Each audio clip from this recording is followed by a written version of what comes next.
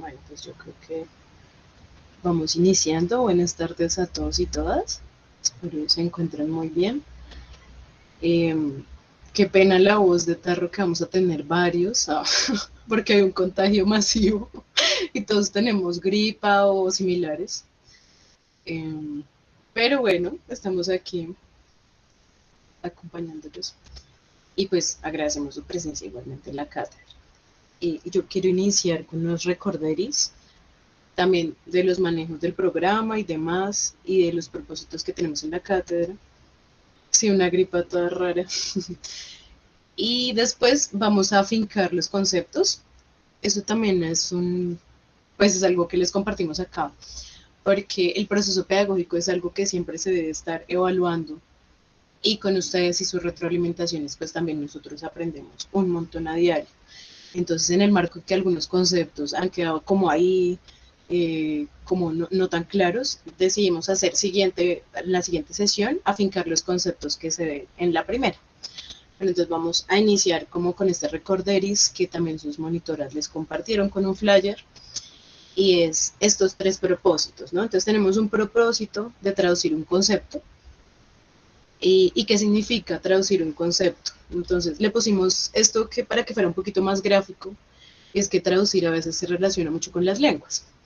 Entonces, a veces sí es de un idioma a otro, no entendemos, pero a veces nuestro mismo idioma no lo entendemos por los diferentes tecnicismos que se manejan en las disciplinas. Entonces, la idea es que ustedes tengan un acercamiento a esos contextos y esas lecturas de otro campo disciplinario, con estos pasitos que poco a poco pues los van ayudando a entender mucho mejor el concepto. Entonces, lo primero es que haya un relacionamiento con el autor. Entonces, si uno va a conocer en una cita a alguien, es muy importante stalkearla, no mentiras, no es una recomendación legal, pero si uno va a conocerse con un autor en un libro, es muy importante perfilarlo antes, cuál ha sido el contexto que lo ha llevado a redactar de una tal forma o pensar un concepto de tal otra. Y pues me acuerdo en una clase de laboral que veíamos que había un autor que tenía una teoría así muy productiva de cómo la gente podía producir más en sus trabajos y cómo controlar más el trabajo y la producción laboral, porque esta persona en su vida tenía una discapacidad en su movilidad que no le permitió nunca trabajar. Entonces es extraño cómo esta persona desde su contexto y su vivencia traduce y hace un concepto de esta forma.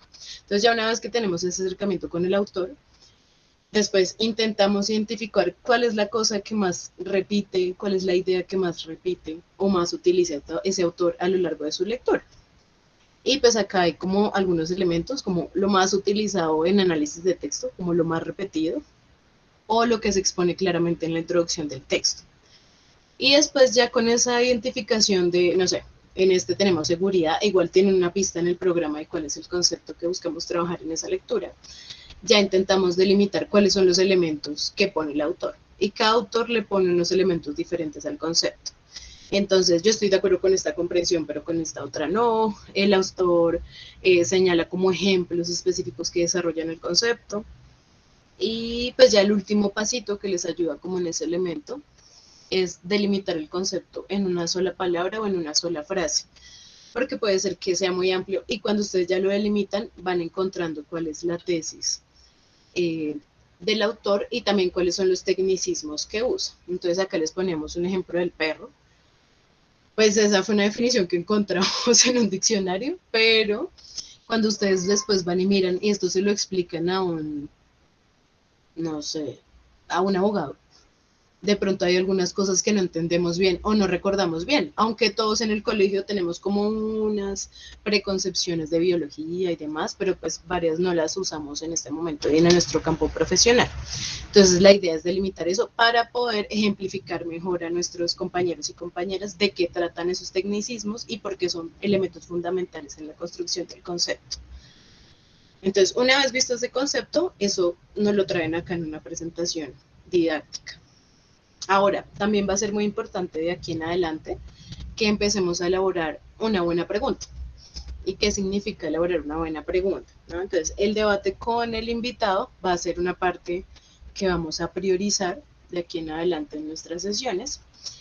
Y el primer paso para elaborar una buena pregunta es otra vez remitirnos a ese concepto, ¿no? Entonces, ¿cuál es la idea más recurrente dentro del texto o que defiende más el autor? Y acá les damos unas pistas, hay dos pistas. Entonces, o está presente en el resumen, si es un artículo académico, en la introducción o en las conclusiones, en las tres partes. Y además, el autor se la pasa mencionándolo un montón. Entonces, acá les trajimos el ejemplo de lo que nos pasó con el profe Alejo la otra vez y la lectura que nos compartió. Y es que su tesis de seguridad es, el concepto de seguridad se concentraba en la seguridad militar enfocada en la doctrina de enemigo interno y defensa nacional. Y eso lo sostiene a lo largo de su texto y lo define en resumen, introducción, conclusiones.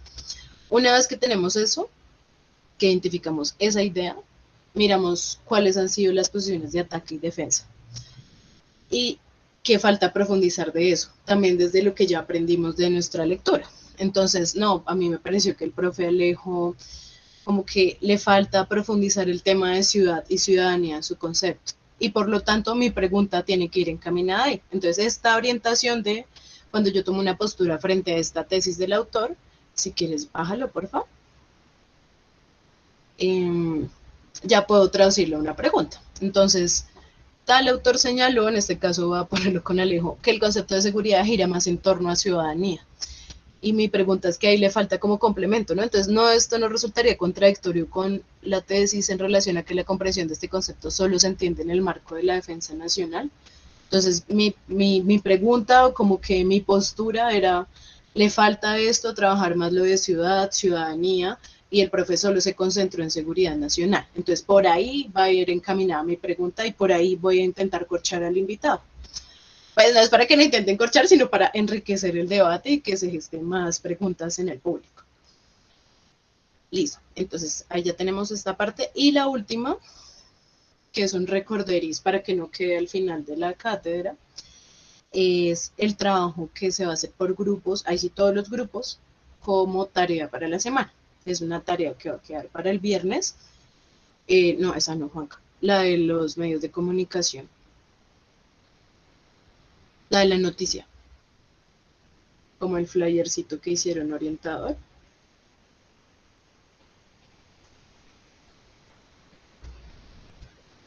Sí, sí, ya se los van a compartir por WhatsApp y los vamos a dejar ahí en la carpeta, en la unidad compartida, para que todos y todas tengan acceso. Pero mira, mientras Juanca lo encuentra, yo les voy contando. Recuerdan que estamos moviéndonos en el programa por niveles. Va a ser un repaso así general del programa. Tenemos dos módulos generales, uno en donde buscamos afincar unos conceptos y que todos tengan una idea de los conceptos, y otra parte en donde ustedes van a intentar mirar más juicios de valores y juicios éticos para construir su producto comunicativo. Ahora, para este primer módulo son tres niveles, ¿no? Primero, analizar ese concepto, como lo han venido haciendo en grupos, profundizar el concepto con el invitado y con el debate y la pregunta. Y tercero, aplicar ese concepto a algo muy que nos toca a diario y es una noticia. Entonces, estas son las instrucciones generales para el análisis de la noticia que también están en ese programa. Y estas son las cosas que deben hacer. Son muy sencillas. Ustedes van a tener un concepto cada sesión. La de la sesión pasada era seguridad, convivencia y criminalidad. La idea es que sobre esa noticia vamos a hacer la sesión posterior para que tengamos como esta retroalimentación de claridad del concepto. Y es en esos grupos que ya organizamos desde el principio, van a resaltar las palabras relacionadas con el concepto visto, es decir, para este viernes, que es 2 de septiembre, hasta el mediodía, creo que es cierto, Juanda. Ahí está, 11:59 AM. Envían esto al correo electrónico, resaltando las palabras y en un párrafo respondiendo estas dos preguntas. ¿Qué comprensión del concepto de la sesión se establece en la noticia? ¿Qué elementos del concepto destacan y enfatizan en la narración de la noticia? Y en otro párrafo, ¿qué tipo de emociones se genera con la lectura de esta noticia y cuál es la crítica principal que le realizaría a esta noticia?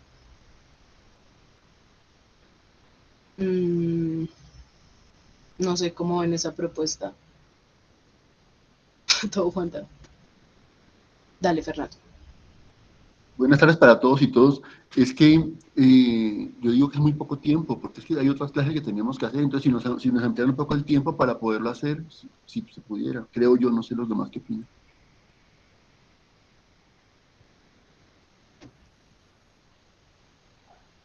Bueno, no sé si podemos No sé, ampliarle hasta medianoche. Wanda. no sé qué opinan los compañeras. Digamos que pues el ejercicio conceptual se hace en los martes y demás, digamos, la intención de las noticias es precisamente hacer la aplicación pues a la noticia que les asignamos, ¿sí? Por eso creemos que pues a mediodía sería lo adecuado, tendrían 2 días, digamos, no es un ejercicio extenso tampoco, entonces No, yo el creería ejercicio es que muy nos corto. tendrían que hacer. O sea, las noticias no tienen sino 1 o 2 párrafos. O sea, realmente es más la explicación, pero hacer el ejercicio no tarda más de media hora, 40 minutos, realmente. Me parece esa propuesta que tiene, ay, no alcancé a ver quién era, que hagamos un ejemplo acá chiquitico. Doris. Ujú. Y también frente a Ángela Velandia, que sí alcancé a leer, si quieres, abre el drive, porfa, Juanca, y veamos en qué parte van a encontrar la noticia y cómo se va a señalar para cada. Está en la unidad compartida. Entonces, van a tener una parte de noticias y por cada sesión una noticia relacionada asignada. Es una noticia súper corta, de un periódico, puede ser comunitario o de difusión nacional, y entre los grupos la idea es como resaltar y hacer 2 párrafos con esas informaciones que se le piden. Voy a buscar una noticia acá. Ah, tú tienes varios links, Sofía. ¿Será que puedes proyectar uno que no vayamos a trabajar ahorita? De la película, digo, sí, De la noticia. Ah, sí, sí. sí, ya busco uno y Y mientras encontramos la unidad compartida y demás, y mientras les explicamos un poco la dinámica, la idea es que lo suban a la carpeta de la unidad compartida que está asignada para las noticias.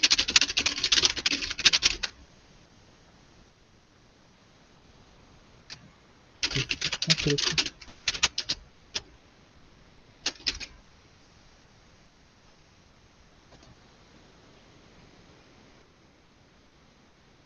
No, no hay Classroom. no, esa herramienta no la usamos este semestre. La eh, carpeta que comparten es donde están las dos noticias para el ejercicio. Dale. listo. Está.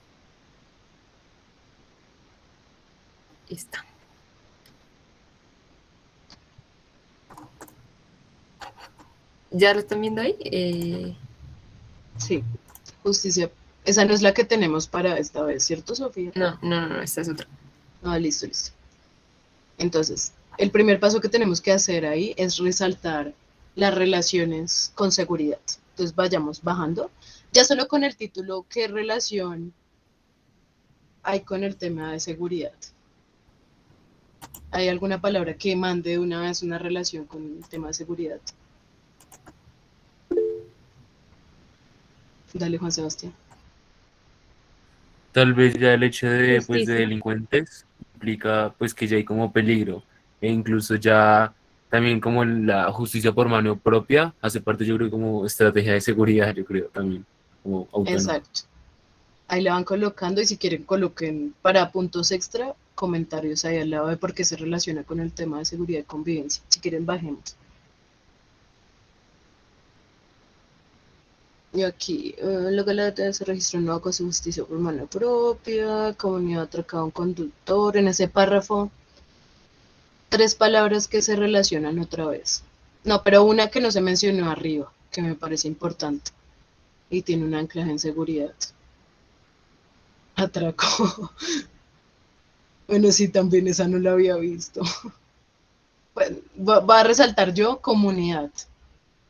Comunidad porque para la sensación de seguridad y la promoción de la seguridad, ahí tiene que haber un sentido de comunidad, pero también con convivencia sobre todo. Bueno, ahí más o menos hicimos con esos 2 párrafos una resaltada rápida. Eso es lo que tienen que hacer en sus grupos, ya un poquito más calmados, sino no con el acelere que lo estaba haciendo yo. Después, en el segundo, tienen que construir un párrafo en donde identifiquen, ¿ay, qué era?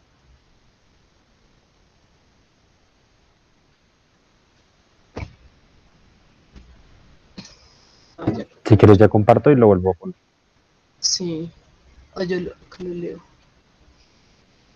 ¿Qué comprensión del concepto de la sesión se establece en la noticia?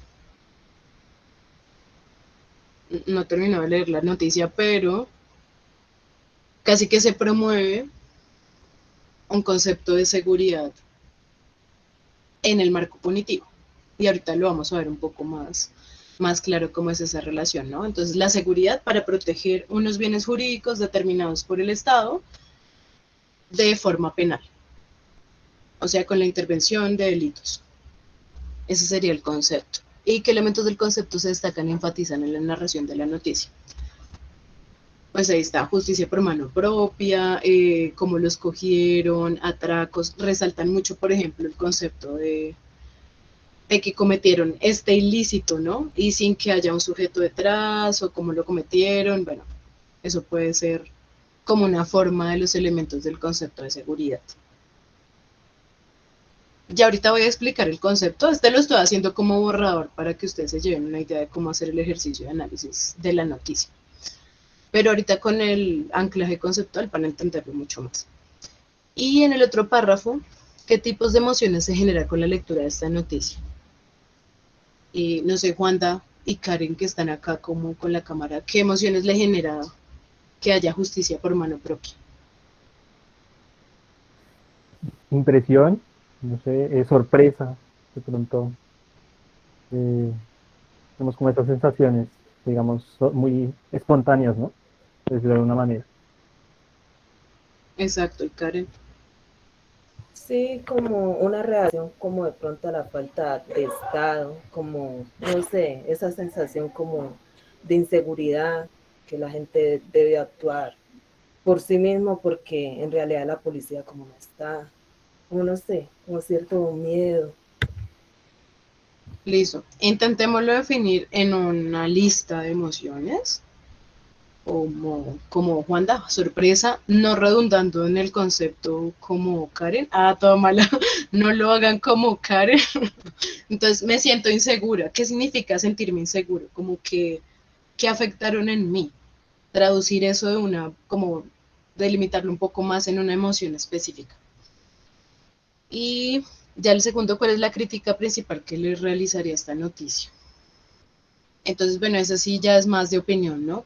Yo viendo el concepto de seguridad, viendo el planteamiento que hizo Alejo Vargas sobre que nos han metido que un enemigo interno, considero que también ponen en el delincuente a un enemigo interno donde se ponen todos los males de la sociedad, por ejemplo.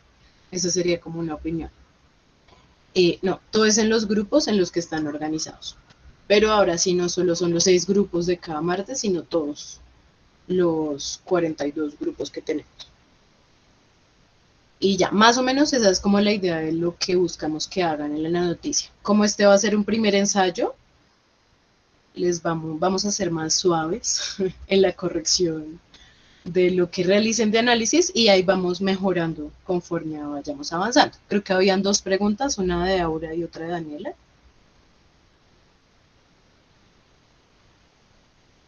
Dale, Daniela.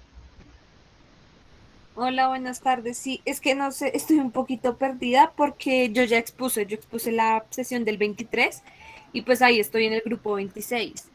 Pero a mí después me llegó otro correo diciendo que pertenecía al grupo 25 y tenía un link de WhatsApp y un link de Meet. Entonces no sé pues ahí en qué grupo, o sea, por eso era mi duda, como la que mandé por el chat, o sea, al fin, o sea, no entiendo si esos trabajos harían con el mismo grupo de la exposición y el segundo correo tal vez fue un error o... Sí, es con el mismo grupo de la exposición, pero entremos a revisar el caso Juanda. Sí, A ver si es que hubo un error de parte de nosotros o de parte de ti, no sé. Sí, Hay de que pronto clarificar. entendí mal. voy Ah, a revisarlo, entonces si quieres a las 8:30 te puedes quedar un momentico, hablamos del tema. Voy a irlo revisando y listo. buscando mientras. ¿Listo? Ah, listo, gracias. Listo.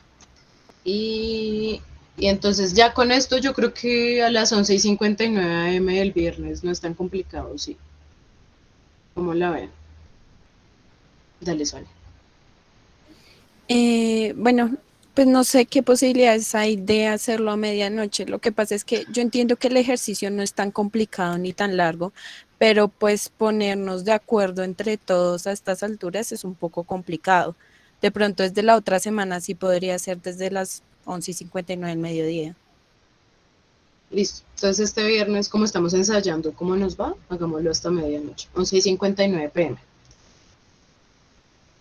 Sí, yo sé que es complejo, pero intentémoslo desarrollar y nos cuentan cómo les va el otro martes. Y sí, les vamos a clarificar igual todo por un correo para que no nos confundamos. Listo. Y entonces ahora pasemos a clarificar, si eso que se nos fue el rato, los elementos básicos del concepto, ahora sí, para que nos vayamos con esa idea y también analicemos la noticia de esa forma. Listo, faltaba clarificarles que a varios preguntaron que a dónde se envía. Ahí en la notica rosada está ahí la información. Igual nosotros vamos a pasar la infografía. Es al correo de la cátedra y pues tiene como un asunto pues específico para que lo podamos clasificar, pero igual nosotros les vamos a pasar esta infografía para que pues se guíen, pues ya con todo modificado. Y listo, ya vamos a empezar a la ancla de concepto.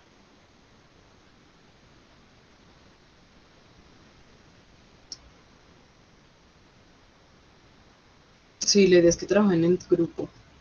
Y si alguien no trabaja, nos dice. Esto es como la policía comunitaria. Bueno, entonces hay unos elementos que nos gustaría que se llevaran de estos tres conceptos. El de criminalidad lo vamos a trabajar, por supuesto, y profundizar a lo largo del primer módulo, o sea, hasta la 10ª sesión, entonces no se angustien si no entendemos conceptos todavía que no queremos profundizar además, como esto que veíamos del triángulo de la otra vez, de la culpabilidad, antijuricidad, no, eso no, todavía no es tan importante, vamos a tener una sesión específica de qué es un bien jurídico, qué es una pena, cuando hay responsabilidad penal. Y para la noticia que van a analizar el viernes, van a aplicar estos tres conceptos: seguridad, convivencia y criminalidad. El análisis de las... Bueno, siguiente. No voy a leer más comentarios, eso me distraigo. El primero, estos tres conceptos están muy ligados a estos tres elementos. Entonces, hay un elemento de prevención, de rehabilitación, y las discusiones conceptuales y teóricas se han movido por esos ámbitos. Pero hay uno que atraviesa y es el mejoramiento de la calidad de vida. Entonces creo que aquí nos atraviesa interdisciplinariamente qué es calidad de vida y por qué seguridad y convivencia después se relacionan con ellos. Y otro elemento que atraviesa también es dignidad humana. Pero entonces, ¿qué entendemos por dignidad humana? Acá lo vamos a sintetizar en tener una cierta libertad y una igualdad de oportunidades sociales para acceder pues como a todo el contexto de desarrollo personal, social, colectivo. Entonces, en ese marco contextual se ve anclar la seguridad. Entonces, en términos generales, la seguridad se relaciona como una condición necesaria para el funcionamiento de la sociedad. Y cuando uno se empieza a cuestionar emocionalmente qué significa eso, es como sentirse estable. Entonces piensen que, esto va a sonar horrible, pero cuando iniciamos la cuarentena, había mucha incertidumbre en muchos sentidos. Y nos sentíamos muy inciertos frente a qué vendría después. Ya después con las vacunas, ese panorama empieza a mejorar mucho más y se estabilizan las cosas. Entonces con esa sensación, hay como una seguridad de qué va a pasar tanto individual como colectivamente. Y ese es como el primer indicio del concepto de seguridad. Ahora bien, después ya se empieza a relacionar con la relación colectiva. Entonces yo no me voy a enfermar, por ejemplo, con el COVID, pero ¿qué pasa con mi colectivo alrededor? Entonces puede ocurrir un daño ahí, puede ocurrir un acto de violencia y todo eso me pone inseguro, ¿no? Como incierto frente a qué podría pasar con el otro y conmigo mismo, en relación con mi cuerpo, en relación con ciertas oportunidades, con espacios, con la universidad, así con una diversidad de tipos y de espacios. Y también acá entra un elemento muy importante que quiero que se lo lleven y es la diferenciación que hay en los contextos de vulnerabilidad. Entonces yo puedo ser vulnerable por unas cosas y para otras cosas no tanto. Siempre hay una diferenciación también constitucional. Entonces, hay unas poblaciones que tienen unas diferenciaciones positivas específicas porque tienen unos contextos desiguales y que no les permiten el acceso a mayores oportunidades. Entonces, otra vez volvemos a ese concepto de dignidad. Y por último, otro elemento que hace parte de ese concepto de seguridad es el de amenaza. Entonces, ya con esta vulnerabilidad y esta certeza, como ambas de la mano del concepto de seguridad, que podría entrar a amenazar tanto la individual como la colectiva. Y van a ver, hoy especialmente, que esto se relaciona mucho con el tema de estigmatizaciones culturales y con cómo los medios nos hacen sentir más o menos inseguros en relación con unos contextos, sin nutrirnos de cuáles son las otras variables de esos contextos para pues no sentirnos tan expuestos en los mismos. Eso pasa mucho con los delitos. Dale con la siguiente, por favor. Ahora, ya vimos un poco con Alejo y con Jefferson la vez pasada que se fueron anclando dos posiciones del concepto de seguridad ya en el marco del contexto colombiano. Entonces, la ciudadana, y además acá tenemos la citación de la policía, que trae además un contexto excluyente de por sí, porque está anclado a un sistema económico. Entonces, para los que recuerdan por allá sus clases de octavo, hubo una transición de régimen y de industrialización, y llegamos a un periodo de capitalismo, y ese es el sistema económico preponderante, en donde las ciudades tienen un nivel de importancia macro, y donde se materializan finalmente muchos de los derechos de discusión del siglo XIX y XX. Y entonces, en ese contexto, la seguridad ciudadana ya resulta excluyente de por sí, porque trae detrás el concepto ciudadanía y solo está atado a unos tipos de personas. Ahora bien, ¿aquí qué se defiende? Entonces, antes era como algo ambiguo, en donde yo me puedo sentir seguro, poco vulnerable.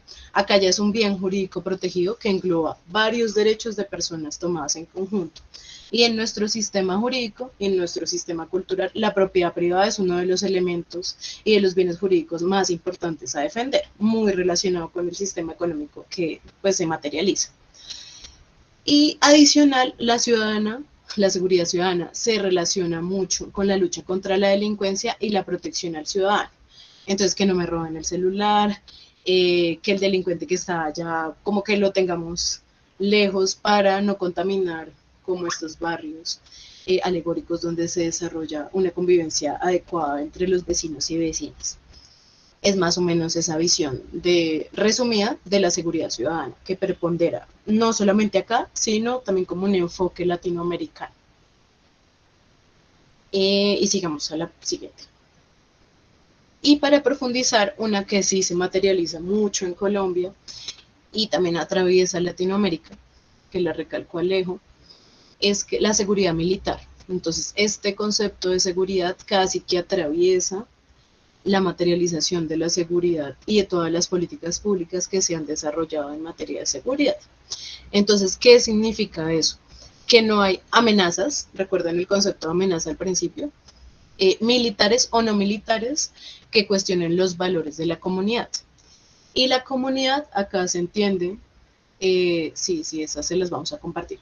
Los valores de la comunidad que se entiende como el Estado. El Estado define cuáles son los valores y los bienes jurídicos a defender. Y es donde se implantan temas históricos como, bueno, es que los comunistas me parece que no son tan adecuados y cuestionan como mi autoridad como Estado, entonces son una amenaza, son un enemigo, ellos son finalmente delincuentes, vamos a procesarlos penalmente. O atacan a todo eso, entonces son inseguros y hacen sentir vulnerable a toda la comunidad política colombiana. Y muy importante aquí, la conservación de un bien en este caso que prepondera la propiedad privada y mantener la libertad para defender.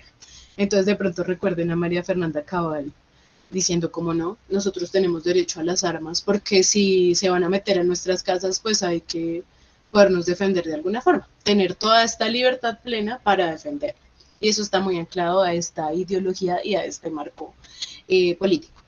¿Qué requisitos requiere esta seguridad militar? Que el Estado tenga un monopolio completo de la fuerza, que haya una organización y unos medios para la defensa pues, de la seguridad y de los bienes jurídicos detrás, y una continuidad en el proceso, ¿no? No como que sea un gobierno el que lo define, sino que sea una cuestión de Estado que atraviesa las épocas históricas. Y además, una de las cosas que también quiero que se lleven como idea de ese concepto es que solo hay una discusión tecnocrática y así mismo se gobierna. Entonces, las discusiones de seguridad los dan los más altos técnicos expertos en esto, los políticos y las instituciones gubernamentales que tienen relación con esto. La ciudadanía queda acá, incluso la ciudadanía, que veíamos que era un término excluyente, de una queda de tajo por fuera. Listo, siguiente. Ahora, hay que pensarnos este concepto en el marco de la Constitución. ¿Y por qué? Pues porque para eso vimos toda una disputa política que es importante resaltar y que es importante pensarnos en este también cambio de gobierno. Y aquí hay unas banderas, unas luces que nos da el Banco Interamericano de Desarrollo, en donde lo comunitario y los saberes y prácticas en un país tan diverso culturalmente como el nuestro es importante tenerlo en cuenta para las discusiones de seguridad, ver que es algo multicausal. Entonces yo me siento inseguro como comunidad, pero no solamente es porque hay un comunista que está atentando contra eso, sino que hay otros multicausales y que se relaciona ese prejuicio contra este comunista, por ejemplo. El elemento de la veeduría ciudadana, al menos, que haya alguien vigilando qué hacen las instituciones y no que sean legítimas de por sí. El presupuesto que se destina, pues eso en algún momento de pronto lo veremos, si es el enfoque presupuestal del PIB tan enorme que se le da al tema de la defensa. O sea, todo el tiempo nos sentimos inseguros, pero eso tiene como otras aversiones. Y la articulación y necesidad de relacionarlo con la justicia. Y aquí una cosa que les decía para su análisis de noticia.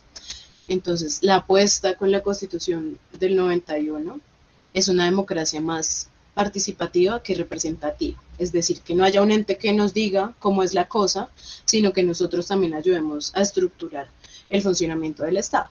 Y eso pasa por no todo meterlo en delitos, sino arreglarlo con lo que vamos a ver hoy, que es un conflicto que puede tener diferentes variables antes de que se llegue a cometer un delito, que no todo tiene que manejarse a través de la policía y que también hay otros márgenes de análisis que ese enfoque lo trae más la seguridad humana. Veamos rápidamente el de convivencia. Siguiente. Y este otra vez está atravesado por la calidad de vida, aquí más dentro del marco de bienestar físico, psicológico y social, pero en relación específicamente con los diferentes entes. Y pues como que una definición estética sería la interacción armónica, la comprensión, aceptación y valoración de la diferencia con miras a la cohesión social.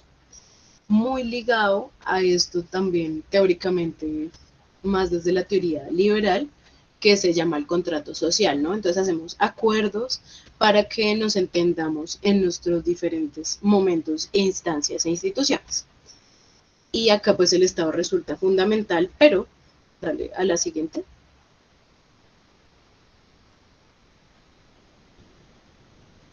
También ese Estado trae detrás unas formas de comportamiento, ¿no? Hay una norma tácita o explícita y que en el marco de la Constitución requiere otra vez de la participación. La convivencia hace que pensemos más, que son muchos y muchas los que tenemos que definir cómo nos sentimos mejor conviviendo con el otro y cómo entramos en relación. Y también nos pone de previsto que no hay un contrato ni unos acuerdos básicos, sino que solo en la relación tensionante se van construyendo los acuerdos. Si es que se puede llegar a un acuerdo, o puede haber un conflicto también permanente, que es como una apuesta también de las ciencias políticas.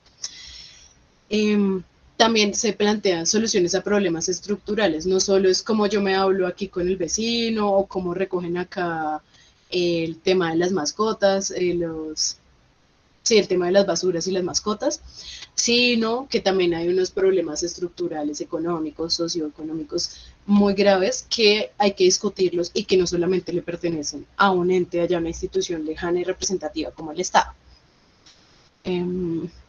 Listo, y sigamos.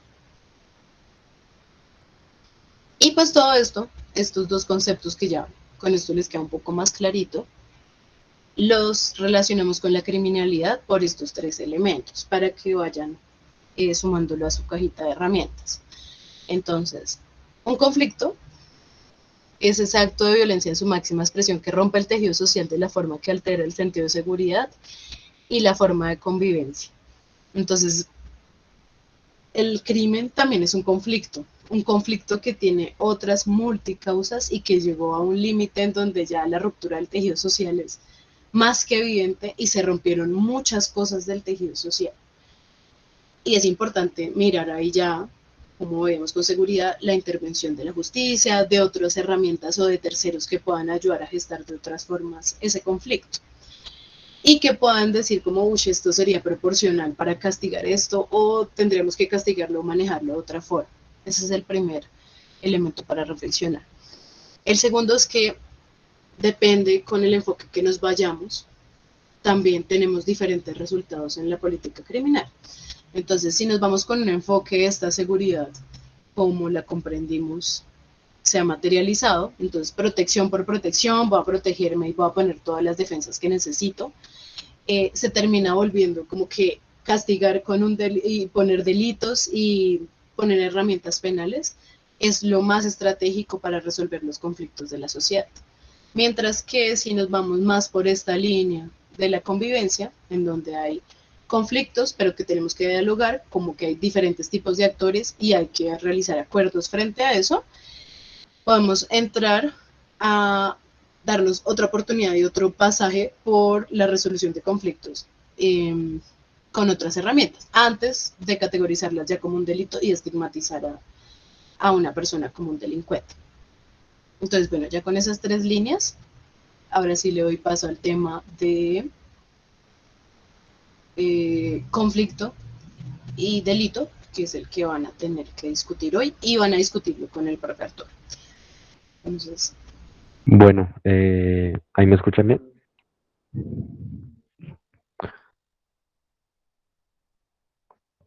¿Sí se me escucha? Sí, te escuchamos bien. Listo. Sí. Bueno, el invitado del día de hoy, como ustedes están viendo ahí en la pantalla, es el profesor Arturo Suárez Acero. Él es abogado y tiene una maestría en análisis de políticas públicas de acceso a la justicia, justicia comunitaria, restaurativa en equidad y construcción de paz. Pues como vemos, la idea es que aterricemos el tema de hoy, porque son los temas que hemos girado en torno en la sesión de hoy. Él tiene experiencia pues como profesor, como ya les he dicho, también como investigador y subdirector territorial de la Escuela de Justicia Comunitaria de la Universidad Nacional y actualmente es juez de paz. Entonces, pues nos va a dar varias luces y varios matices importantes para aterrizar todos los conceptos que hemos desarrollado hoy, que ustedes leyeron y que pues, expusieron. Y nada, pues profe, ya les cedo la palabra y el espacio es todo suyo. Hola a todos, muy buenas noches, ¿cómo están? Primero quisiera saber si ustedes me escuchan bien, si se ve bien, pues, no sé. Sí, ahí se la escucha, profe. Sí, profe, se escucha perfecto. Bueno, muchas gracias. Pues es un gusto estar aquí en la cátedra Jorge Eliezer Gaitán. Me parece que es un tema absolutamente valioso, es importante para el contexto actual, digamos, un poco la coyuntura en la que estamos atravesando como país, en la cual se está viendo efectivamente que la justicia tiene un lugar para promover el cambio social. Las últimas semanas hemos visto cómo el ministro de Justicia ha sido objeto de entrevistas, de digamos, preguntas que le han hecho los medios en relación con la posibilidad de desarrollar una reforma a la justicia que esté mucho más cercana a la ciudadanía, que provea respuestas y que no se quede únicamente pues como en las altas instancias de la administración de justicia, es decir, que no sea simplemente una reforma para definir cómo se eligen los magistrados de las altas cortes, sino que, como él lo ha dicho, como lo ha mencionado Petro, como lo han planteado varios actores en el último tiempo, se entiende que la reforma a la justicia tendría que ver principalmente con que las personas, como ustedes, como yo, encontremos que efectivamente ante una situación que afecta nuestros derechos podamos obtener algún tipo de respuesta eficaz. Y el ministro actual, Osuna, ha planteado efectivamente este tema de la justicia restaurativa y todo el mundo le ha caído encima, algunos con argumentos diciendo que eso es promover la impunidad, otros con ideas un poco románticas frente a cómo enfrentar la criminalidad, cogiéndonos de las manos y perdonándonos y un poco ridiculizando esta idea de lo restaurativo, precisamente porque se lleva un poco al escenario del absurdo frente a delitos graves y complejos, ¿no? Y entonces, por lo tanto, pues por supuesto que ejercicios como los que se están promoviendo desde esta cátedra no solamente son pertinentes, sino que son urgentes. Es necesario que como sociedad entendamos cuál ha sido la forma en la que se ha venido interpretando el concepto del delito y, por supuesto, teniendo claro ello, diseñar nuevas herramientas o nuevos caminos para su abordaje y para su transformación en nuestra sociedad. En ese orden de ideas, un poco lo que se me ha sugerido desde la coordinación de esta cátedra es justamente que podamos desarrollar un abordaje de las características conceptuales del delito y que lo diferenciemos del concepto de conflicto. Digamos que lo que me interesa es que podamos hacer con alguna rapidez y con alguna agilidad una delimitación conceptual entre conflicto y delito. Y a partir de ello un poco entender cuáles son las implicaciones de que los problemas que hay en la sociedad los comprendamos como delitos y los intervengamos como tal, o que los leamos como conflictos sociales y provoquemos formas diferentes de abordaje. Para avanzar un poco con esta reflexión, lo que quisiera es presentarles un poco una presentación, un diseño pues, de un PowerPoint, presentarles algunas ideas, espero que sean eficaces para mantener su atención, y bueno, pues cualquier inquietud o cualquier duda que se pueda generar, pues al final de esta conversa, pues por supuesto los micrófonos estarán abiertos para que tengamos una interacción. Vamos a ver, ustedes me dicen si empiezan a ver lo que está compartido en mi pantalla. Porfa, me confirman. Sí, profesor. ¿Listo? Bien, entonces, como les decía hace un instante, pues la idea es que abordemos principalmente la reflexión alrededor de estos dos conceptos, conflicto social y delito. Quisiera que entendamos cuáles son los alcances metodológicos que se derivan de cada una de estas categorías y, por supuesto, que comprendamos también cuáles son las separaciones y los límites que se establecen entre cada uno de ellos.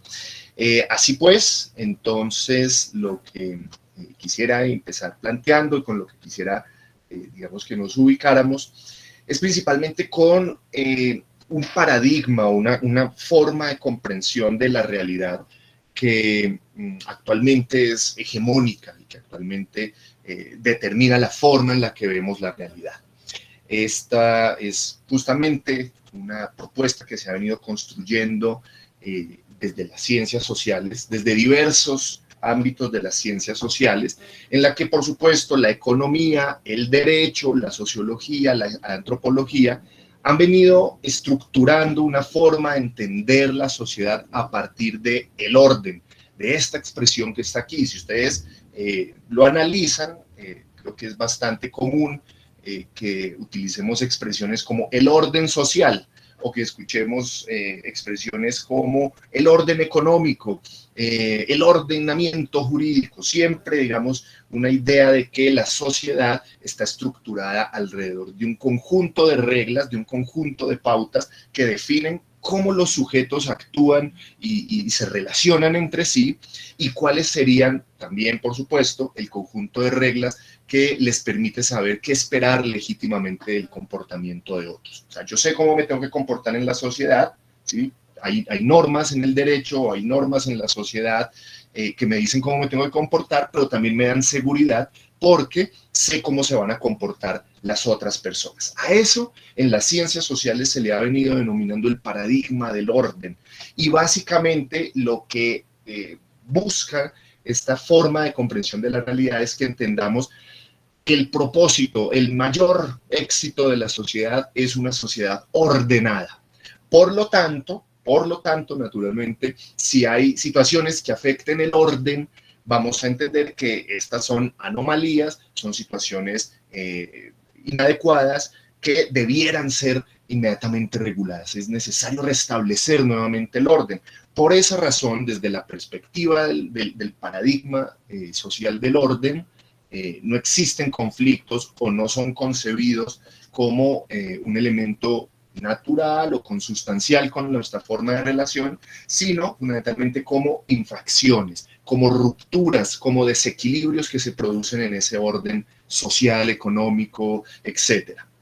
En ese orden de ideas, pues si como sociedad estamos acostumbrados y acostumbradas a leer todas las relaciones a partir del criterio del orden, cualquier situación que disuene, ¿no? Cualquier contradicción va a ser concebida como algo negativo que hay que prevenir, que hay que reprimir o que hay que sencillamente evitar. ¿Por qué? Porque lo que esperamos es que el orden jurídico o el orden social se mantenga. Con Marx y con otro tipo, digamos, de disruptores en la comprensión de las ciencias sociales, lo que venimos viendo desde hace 200 años más o menos es una perspectiva en la que el conflicto ya no es solamente una anomalía, no es un desorden, sino que el conflicto es fundamentalmente la existencia de contradicciones en el campo social. Las relaciones sociales son relaciones conflictivas en las que existe tensión, en las que existen posibilidades para el disenso. Y además, incluso desde estas teorías críticas, lo que vamos a entender es que gracias al conflicto, gracias a la capacidad de establecer contradicción, se da el cambio social. Claro, si nos mantuviéramos únicamente en la perspectiva del orden, toda posibilidad de disentir frente al orden establecido sería criminalizada, porque miremos lo que nos plantea esta diapositiva, no existe el conflicto, sino que lo que existen son infracciones, es decir, rupturas de las normas que configuran el orden social. Ahora, si nos pasamos y abrimos un poco la posibilidad de interpretar la realidad relacional en la sociedad, lo que vamos a encontrar es que existen contradicciones y que son consustanciales a la experiencia humana, ¿no? Dijéramos un poco ahorita en una de las presentaciones, en uno de los videos citaban a Johan Galtung, dijéramos con Galtung, ojo, es que el conflicto es natural, ¿no? Está presente en todas las sociedades humanas, nos relacionamos con nuestra familia, con los compañeros y compañeras de trabajo, en el espacio público nos relacionamos a través del conflicto, todo el día, todo el tiempo tenemos conflictos. El punto en la sociedad es si esos conflictos nos conducen a la ruptura de vínculos, a matarnos unos con otros, y en ese orden de ideas, pues lo que tendríamos que preguntarnos es si el conflicto mal manejado, ¿no?, nos destruye. Pero el conflicto en sí mismo, pues digamos, no es ni bueno ni malo, depende de cómo lo manejemos, qué capacidad tengamos para movernos dentro de la perspectiva del conflicto. ¿Y por qué estoy planteando esto? Porque si ustedes se fijan ahí donde estoy señalando la presencia de las infracciones, lo que encontramos es que existen unos elementos de poder que configuran en la realidad unos discursos que son los que nos dicen qué es lo correcto y qué es lo incorrecto. Y aquello que considero incorrecto le pongo la categoría y lo clasifico como un delito, ¿no? Todo aquello que represente la ruptura, el incumplimiento de las normas, lo puedo llevar al escenario de la criminalización si construyo un discurso alrededor de él en la cual establezco unas condiciones de lo delictivo, ¿no?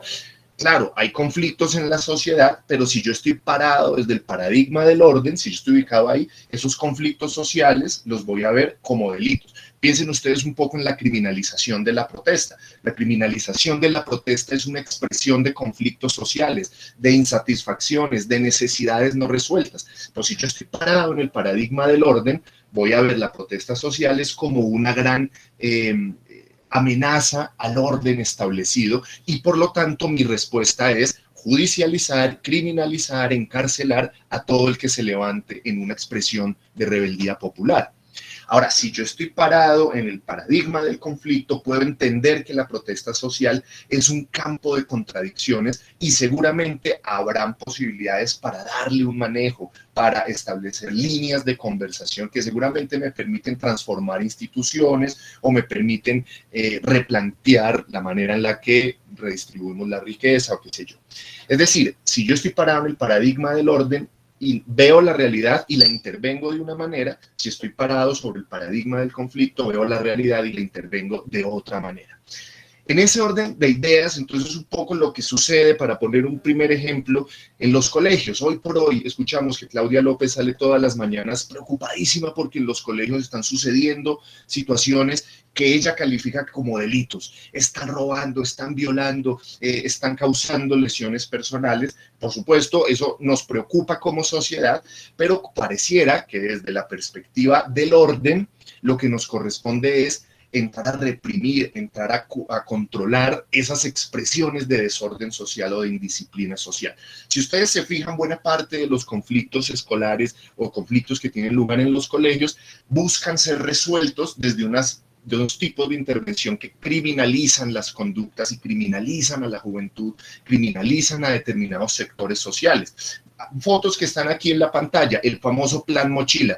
Pregúntele a un rector qué necesita para gestionar los conflictos que se presentan en su institución educativa e inmediatamente dice, necesito que se paren los policías a la entrada del colegio y les requisen las mochilas o que de manera sorpresiva les caigan en los salones a ver si cargan armas blancas. Si uno está parado desde la perspectiva del orden, desde el paradigma del orden, seguramente este es un tipo de intervención más o menos deseable, porque necesitamos atender, prevenir y evitar, pues por supuesto, que emergen situaciones de desorden y de anomalía social, ¿no? Si yo estoy parado desde el paradigma del conflicto, probablemente lo primero que yo tendría que preguntarme es, oye, pero ¿por qué los estudiantes tienen que venir a mi colegio con armas? ¿Será que se sienten inseguros? ¿Será que se sienten amenazados? ¿Qué es lo que sucede ahí? Y si yo estoy leyendo el conflicto social de mi barrio alrededor del colegio, seguramente esta no sería la primera forma de intervenir lo que sucede en un colegio. Poco para decir que las comprensiones y la manera en la que nos imaginamos y leemos el mundo nos permiten intervenir de una o de otra manera. Ahora bien, pues bueno, estamos hablando de que existen formas de entender la realidad a partir de esos paradigmas, el del orden y el paradigma del conflicto. Miremos un poquito algo que nos permita entender el conflicto, ¿no? Tendríamos que decir que hay dos tipos de conflictos en la sociedad. Conflictos que podríamos denominar conflictos estructurales, por supuesto. Voy a utilizar este punterito láser para señalar exactamente lo que quisiera que ustedes observen. Conflictos estructurales, problemas macro que responden a condiciones, pues como su nombre lo dice, de la estructura de la sociedad, de cómo está organizada la sociedad a partir de sus valores, a partir de sus formas de producción y de redistribución económica, a partir de la comprensión cultural de cómo es nuestra sociedad. Hay conflictos estructurales dentro de los cuales podemos encontrar la discriminación, por ejemplo, el racismo o las formas de discriminación hacia las mujeres, hacia las diversidades sexuales, digamos, no hegemónicas, ¿cierto? O podríamos, dentro de los conflictos estructurales, encontrar la represión en el campo de lo político, el cierre de los espacios de participación, la imposibilidad de que amplios grupos y sectores de la población se vean representados en las instancias que toman decisiones en el país, o conflictos estructurales relacionados con la pobreza, con la desigualdad, con la inequidad.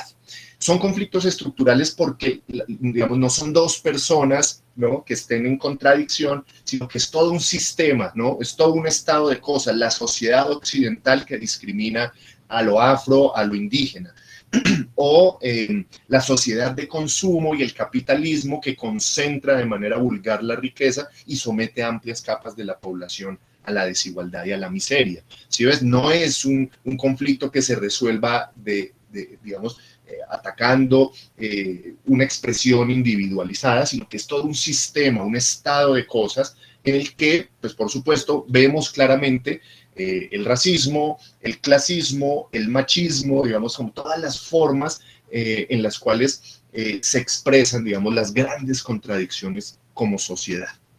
Pero también adicional, digamos, por supuesto, a los conflictos estructurales, existen lo que denominamos conflictos directos, en los que ahora sí podemos identificar partes claramente individualizables, ¿no? Aquí ya estamos hablando de conflictos en los cuales cualquiera de nosotros nos podemos ver inmersos, conflictos en los cuales cualquiera de nosotros podría ser agredido o agresor, ¿cierto? Y a diferencia de los conflictos estructurales, estos sí se pueden caracterizar a partir de sujetos específicos.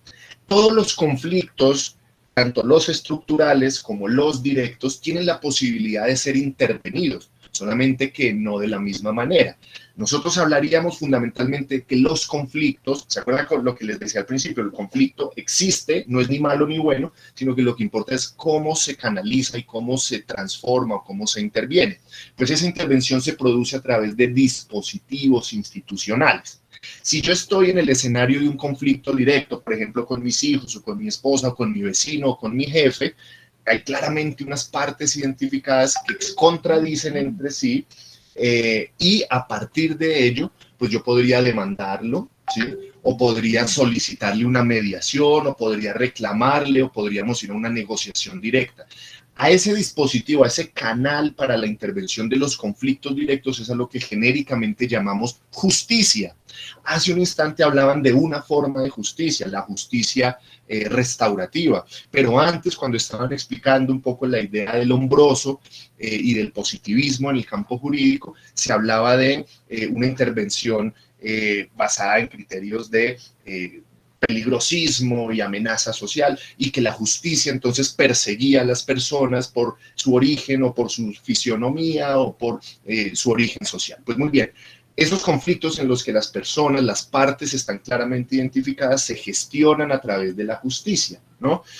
Estos conflictos estructurales que indican un tipo de forma de expresión de la sociedad, económica, cultural o política, pues se gestionan no ante la justicia. Es decir, yo no puedo acabar o erradicar la pobreza y la desigualdad solamente con una demanda al patrón de una empresa, o al jefe de una empresa o al dueño de una empresa, porque como el asunto es el sistema capitalista en su conjunto, pues si yo acudo a la justicia para resolver este asunto, seguramente puedo lograr incluso ganarle la demanda al patrón, pero eso no acaba el capitalismo, ¿sí? Porque provoca una intervención directa en justicia en algo que es estructural.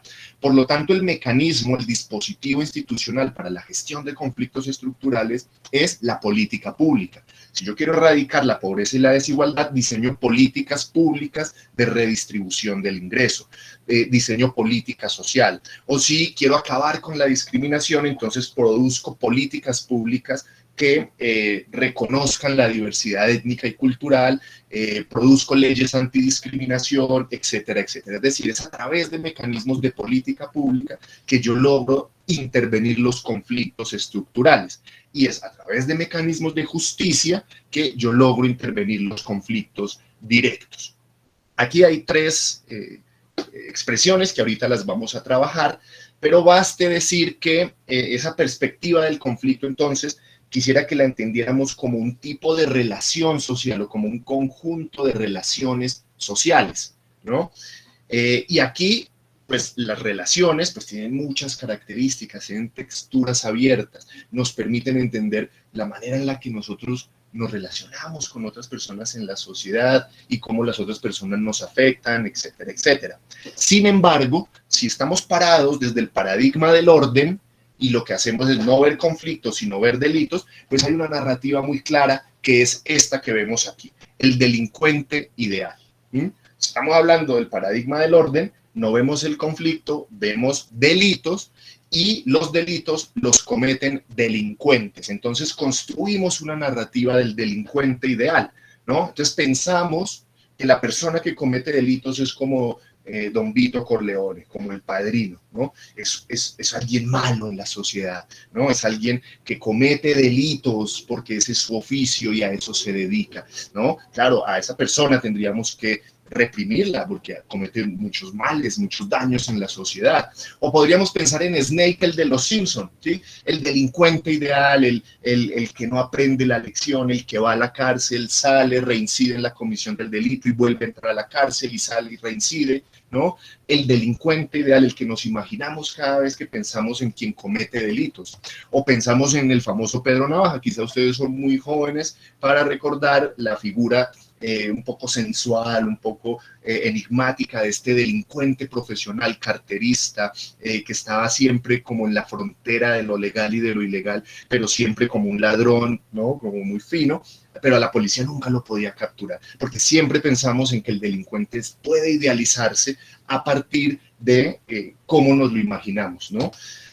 O el innombrable Voldemort, claro, ¿no? La persona más mala, a la que debiéramos atacar y evitar que domine con su mundo de tinieblas toda nuestra vida social, ¿no? O Thanos, que simplemente quiere erradicar a la mitad de la población. Lo que quiero señalar es que aquí estamos construyendo una narrativa del delincuente y entonces esa narrativa nos lleva fundamentalmente a entender que si existe un delincuente ideal que solamente quiere ver el mundo arder, pues lo que vamos a tener es una relación entre el sujeto, ese delincuente, que comete delitos, que es lo que en el derecho llamaríamos conductas ilícitas o infracciones, y por lo tanto a ese personaje le cabe una sanción, ¿no? Esa narrativa es básicamente la narrativa que nos dice, el que la hace, la paga, ¿no?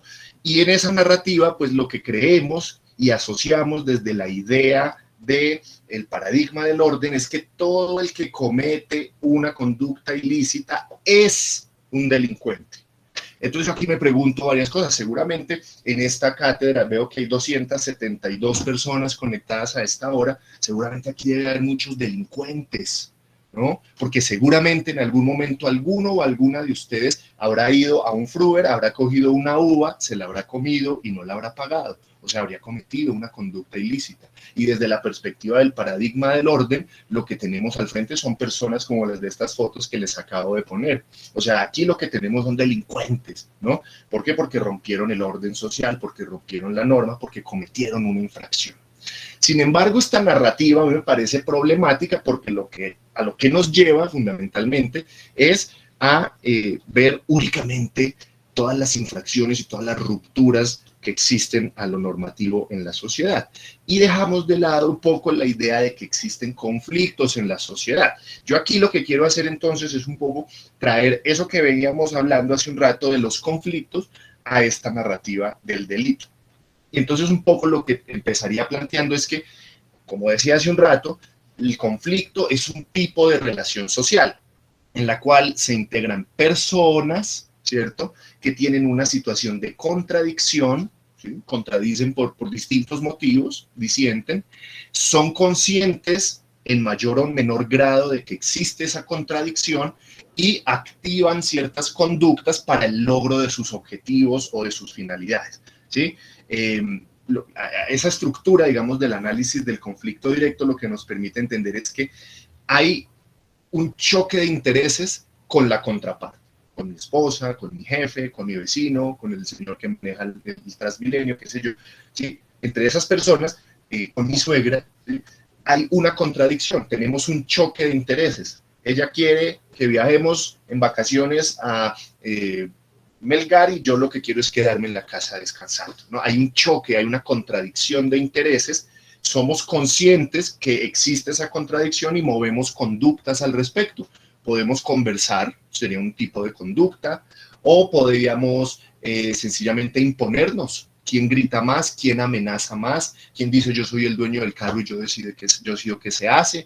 O nos agredimos físicamente, nos maltratamos, nos lastimamos. Es decir, hay muchas posibilidades, pero la conducta solamente es esa exteriorización de esa contradicción y de qué tan consciente soy de que existe la contradicción.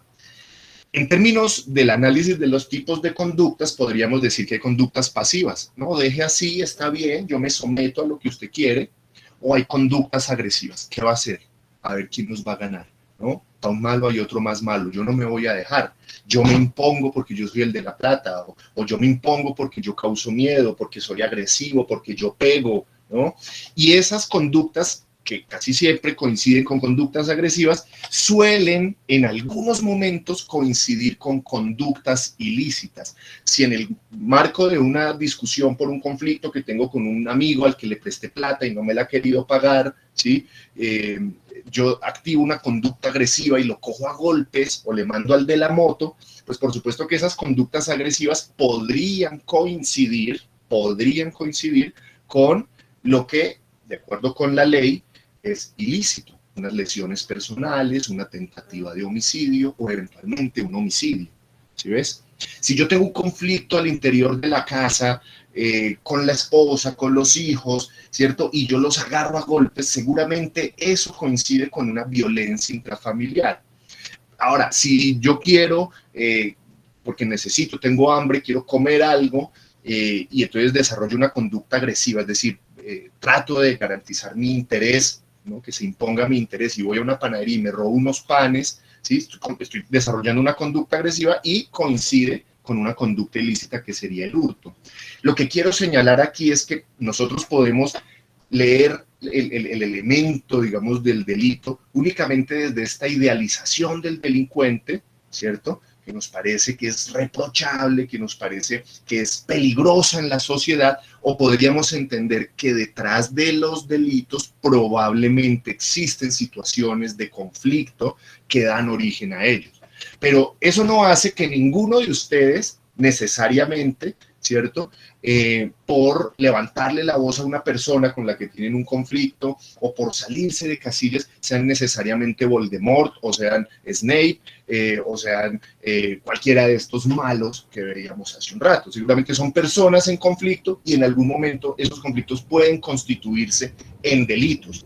Lo que quiero señalar, y aquí pongo una foto que alguna vez tomé en el auditorio de la Facultad de Derecho con gente a la que le estaba compartiendo una conferencia similar a esta, yo decía, probablemente si en el otro lado estábamos idealizando la idea del delincuente, la figura del delincuente, probablemente aquí ya estamos empezando a vernos como sociedad. Cualquiera de nosotros y de nosotras podría verse incurso en una situación de conflicto que mal manejada se escala y eventualmente se comete un delito. ¿Sí ves? Pero es distinto porque es más fácil simplemente pedir que a todos los delincuentes los maten y los pasen por la guillotina y los metan presos, pero cuando vemos que somos nosotros mismos como sociedad, probablemente quisiéramos que hubiera otros tratamientos, ¿no? Que no nos pasaran la guillotina, que nos dieran una segunda oportunidad, que pudiéramos reivindicarnos por el error cometido. ¿Sí ves? Entonces, fíjense que un poco lo que quiero señalar allí es que si entendemos el conflicto como la relación social con la que interactuamos todos y todas en la cotidianidad, seguramente la lectura desde el paradigma del conflicto nos conduce a otro tipo de intervenciones, ya no a la misma de cárcel para todo el mundo y que sufra y que se joda y que se pudra por delincuente. Ahora bien, estábamos viendo los conflictos directos, pero acuérdense que yo les hablaba de conflictos estructurales y cuando hablamos de conflictos estructurales la relación es un poquito distinta. Porque en los conflictos directos, como ya les decía, son dos partes o más partes claramente identificadas. En los conflictos estructurales es todo un sistema, es todo un estado de cosas. Entonces la relación es que existe un sujeto que desarrolla una conducta, la que sea, ¿sí? Y de repente ese estado de cosas, que puede ser económico, político, social, cultural, establece que esa conducta que hace la persona es una conducta ilícita. Pensemos en algún par de ejemplos. Ya les había puesto el de la protesta social. Hay sujetos que en virtud de los conflictos, de las situaciones de opresión, de pobreza, etcétera, etcétera, desarrollan conductas, salen a manifestarse, ¿cierto? Y en esas manifestaciones a alguien que está en el poder, que es el que define cuáles son las normas, ¿cierto? Se le ocurre que esa conducta es una conducta criminal. Es el sistema que no nos permite expresarnos libremente, es el sistema en términos de esa represión política, criminaliza la conducta, que en este caso sería la protesta social, y entonces hemos cometido una conducta ilícita y por lo tanto nos detienen, nos procesan y nos llevan a una sanción. Es lo que sucede, por ejemplo, con los pelados de la primera línea. Pues ellos se organizan en el marco de las manifestaciones, desarrollan unas conductas que algunos podrían decir que son agresivas o que son de defensa, etcétera, etcétera, pero lo cierto es que desde el poder se criminaliza esa conducta y entonces ahí tenemos que ya los graduamos de delincuentes, los perseguimos penalmente. Disculpa, profe, es para recordarte que ya quedan 5 minuticos, entonces para que vayas pudiendo cerrar. Qué pena, profe. Bueno, listo, voy a tratar de Estoy recortado. ¿Ya no se oye bien? Hola. Sí, se oye bien. Ah, ya, es que alguien había dicho que se había recortado. Listo. Bueno, voy a tratar de ir cerrando. Fíjense ustedes en esta imagen.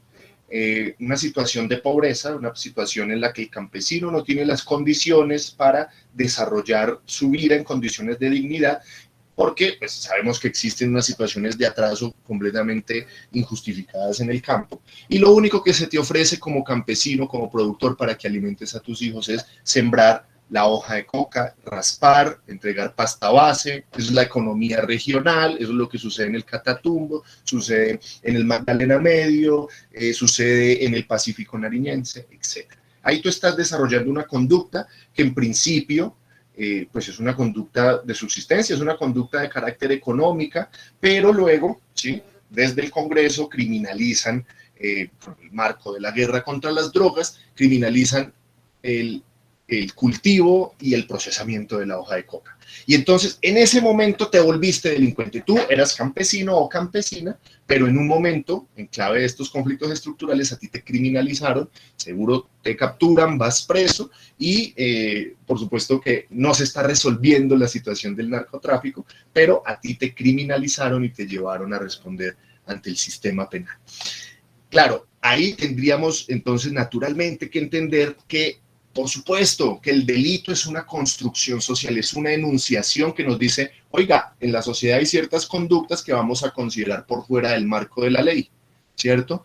Pero lo que sucede en la mayor parte de los casos es que no entendemos que detrás de esos delitos probablemente hay expresiones de conflicto social, ¿sí? Y lo que creemos entonces es que aquí lo que hay que hacer es que como el que la hace la tiene que pagar en el marco de esta primera narrativa, entonces para cualquier conflicto, para cualquier situación, cárcel, ¿no? Y nos vamos a ver que incluso tenemos unos problemas muy serios, porque aun cuando esta narrativa pareciera que es infalible, lo que vamos a encontrar es que aquí no todo el mundo es usuario del sistema penal. Es decir, aquí los ladrones de cuello blanco, los grandes corruptos que se roban 500.000, 70.000 millones de pesos, ellos sí no van a la cárcel. Entonces, claro, además se expresa esta idea de un conflicto estructural en el que lo que vemos es que la justicia penal es altamente selectiva y persigue a los más débiles. Pues persigue al cultivador de hoja de coca, no al gran narcotraficante que tiene negocios con congresistas en el centro de Bogotá. Persigue a ti que eres cultivador. O persigue a el estudiante de universidad pública que sale a manifestarse porque existe una dinámica de criminalización de la protesta social. ¿Sí ves?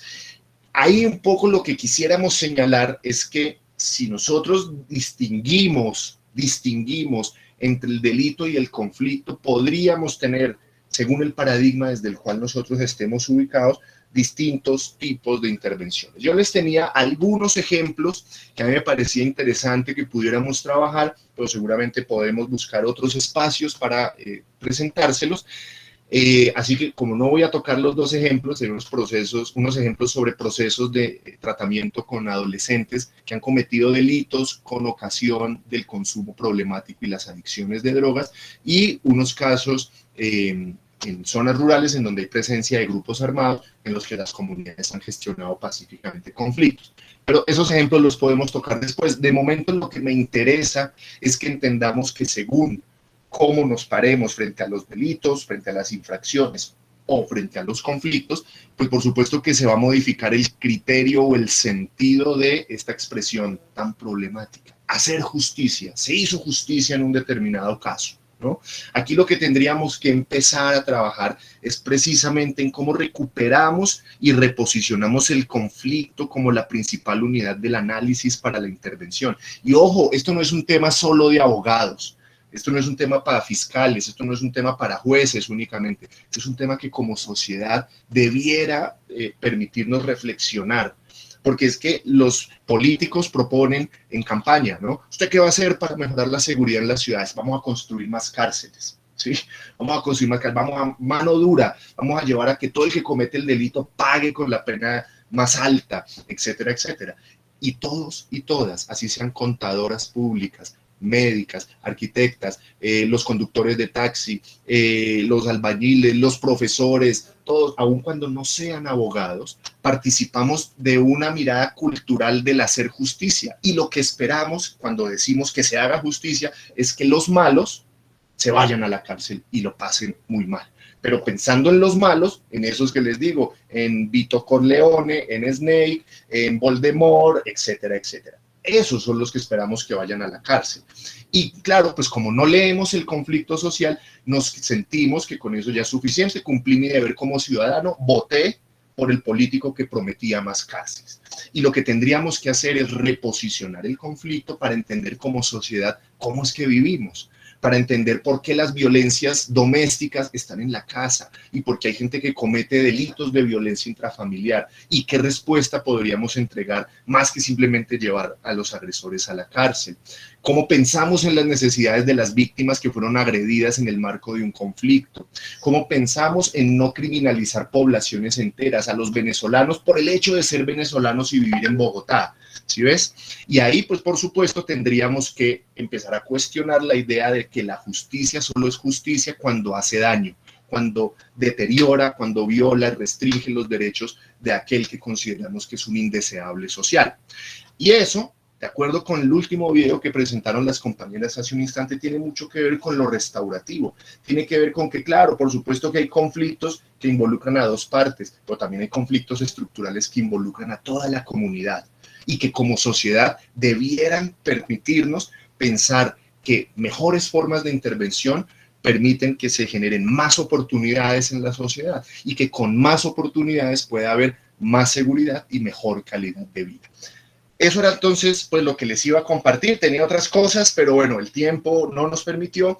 Espero haber entregado elementos con algún nivel de síntesis para que no solamente quienes son abogados o abogadas puedan meterse en esta discusión que como sociedad y como país, decía, nos convoca hoy más que nunca si queremos efectivamente que la justicia sea un instrumento para el cambio social. Muchísimas gracias para todos ustedes. Buenas noches.